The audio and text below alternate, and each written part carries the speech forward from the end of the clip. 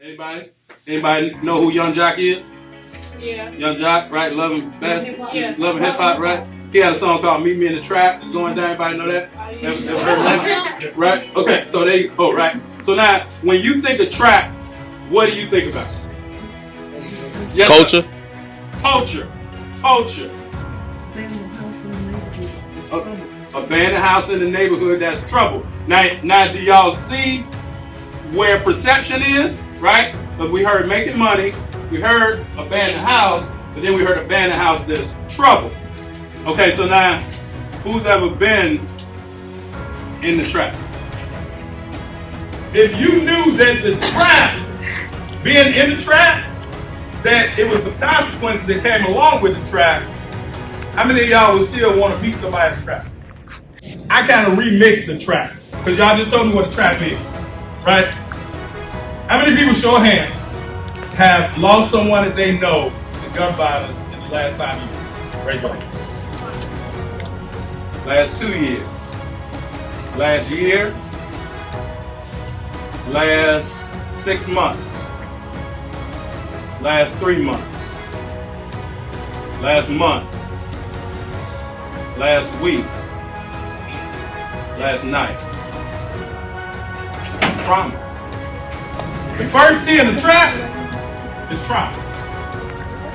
And that's why we here, right? So you have to understand that if we had a board in the trap house, it's trauma. Now, with the trauma comes an inability to think. When you face with trauma, how many people have taken a test that they knew they was gonna fail, but they had to take it anyway? Raise your hand.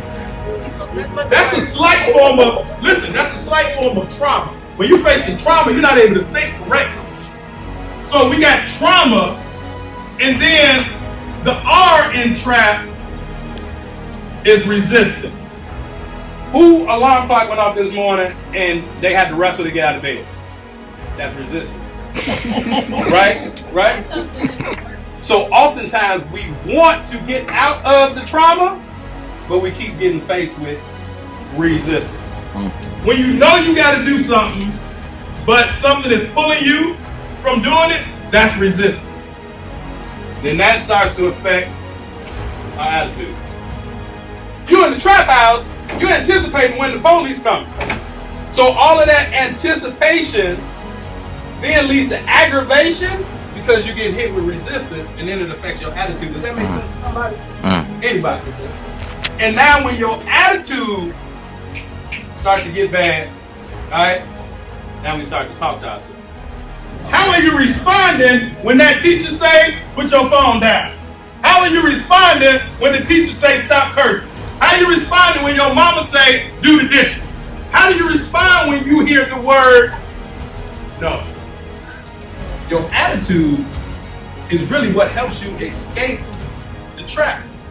People not nice to us. Have y'all ever heard the term hurt people? Somebody finish the vote. Hurt people. Hurt people, hurt people.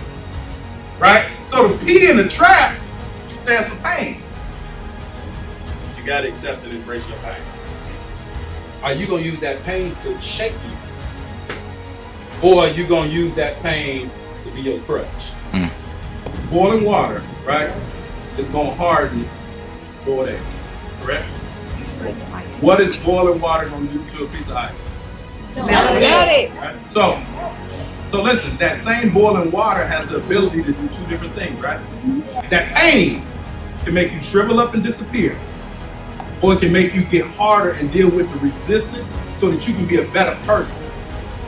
So when y'all can understand those 4 points, you'll never go in the trap. When you can understand that we all deal with trauma, but it's how can we effectively communicate and overcome that. And when you understand that we all deal with resistance, can you overcome the resistance of your trauma? And now how does your attitude reflect that resistance? And then finally, you got to understand, as Elijah said, people are mean to us because they have pain. Hurt people hurt people.